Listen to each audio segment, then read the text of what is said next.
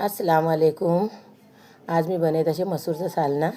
मसूर शिजू का ठेवलेचं शिजले मसूर जरा घोटून गेले. आता याच्यात कांदो बिंदो सगळं तयार केला. इथे खोबरा, सुका खोबरा, लाल मसालो, हळदी, मीठ आणि जरासं गरम मसालो, हळदी जिरा सगळा पिसून ठेवता. हे आता नक्काय तो कांदो मी शिजताना पण टाकलो होतो. याच्यात थोडी हिरवी मिरची आणि लसूण आणि कढीपत्ता कांद्यात टाकलं. बघा रे का मसूर उकडताना मी त्याच्यात घालले होते. टमाटो पण घाललो होतो. आता हे मसालो टाकलो आहे. तो थोडा पाणी घालून भुजून घेतात का. आणि मग ते का त्याच्यामध्ये मसूर घालीन. थोडी थाली ठेवीन त्याच्यावर जरा मसालो भुजू का.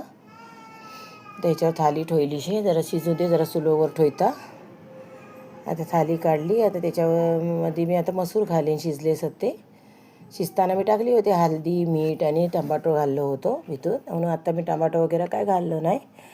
मसूरमध्ये शिजताना घाललो होतो. आता हे शिजलेच मसूर हे त्याच्यात टाकता.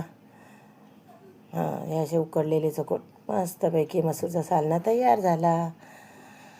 आता ह्याच्यावर थोडी थाली ठेवून ना जरा थोडा शिजू का देन ते का थोडासा.